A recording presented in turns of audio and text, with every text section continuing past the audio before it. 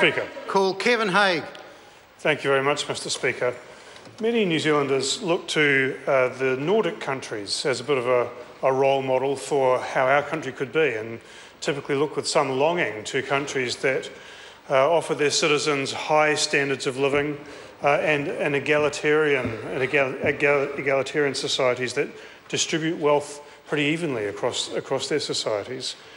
Mr. Speaker, it comes as a bit of a surprise to many New Zealanders when they learn that the inspiration for those modern Nordic states was actually New Zealand in the 1930s. That's right, Mr. Speaker. It was the government of Michael Joseph Savage that provided the inspiration for the modern social democratic movements in Scandinavia. There is no image more evocative of that Savage government than the picture of Savage himself and several other cabinet ministers moving furniture into the first State House at 12 Fife Lane.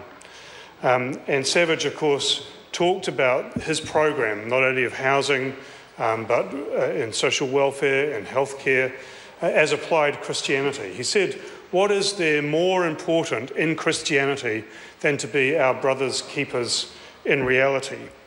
He saw government as the expression of our collective responsibility to care for each other. And Mr. Speaker, if government is not that, then what is it? What is it for?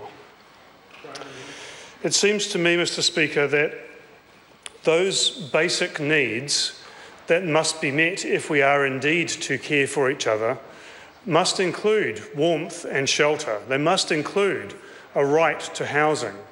That's not just some matter that the government of the day might choose to make a matter of policy, but it's actually something that our governments have collectively signed up to as part of the United Nations Covenant on Social, Economic and Cultural Rights. New Zealanders have a right to housing. New Zealand governments have an obligation to ensure that everybody is well housed.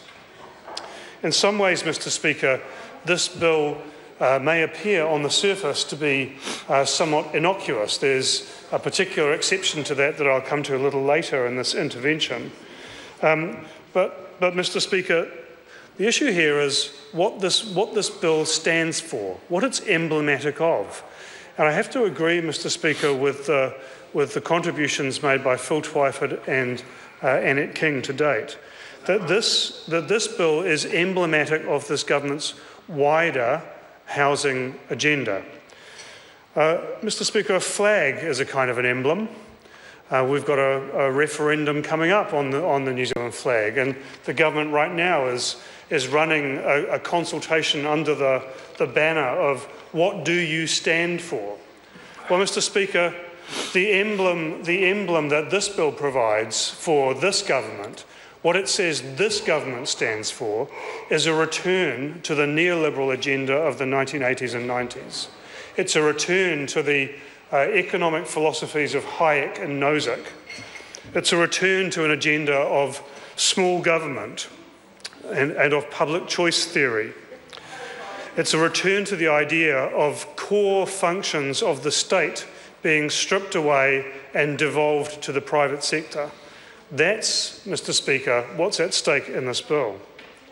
So what we've seen from this government in housing is them shuffling the ownership of state houses ahead of actually providing more houses at a time of crisis, at a time when people are living in garages in their thousands. What we've seen from this government is a sale of state houses to private developers who inevitably will have a different agenda, an agenda that incorporates their own profit motive. We've seen no guarantee from this government of the proceeds from those house sales going into building any more houses. Indeed, no guarantee whatsoever of any more houses being built at any time.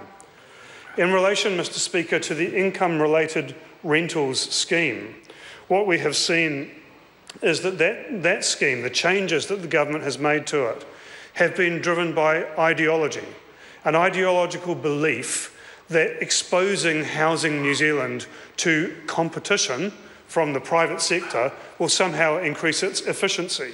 That is what sits underneath this reform, Mr. Speaker. It's an ideological belief. And in the advice that officials gave to Cabinet before Cabinet signed off on that particular policy, officials pointed out that one of the likely consequences of that policy change would be that state houses would sit empty. That's right, Mr. Speaker. At a time when we have, 6,000 on the waiting list for state houses, some of those state houses would sit empty because of the ideological need to spread the income-related rent subsidies across both state provision and private sector provision. And Mr. Speaker, we've seen in a particularly despicable development tenancy reviews being expanded so that families that are just starting to recover from the chaos of lives without secure homes are being thrust right back into that same chaos. And Mr. Speaker, that's an agenda that serves only the ideology of the government. It does not put tenants, it does not put families at need at the heart of the agenda in any way. And part 2 of this bill contains 3 measures. 2 of those relatively innocuous, a third actually continuing the agenda of the early 1990s, the separation of provider, funder and policymaker.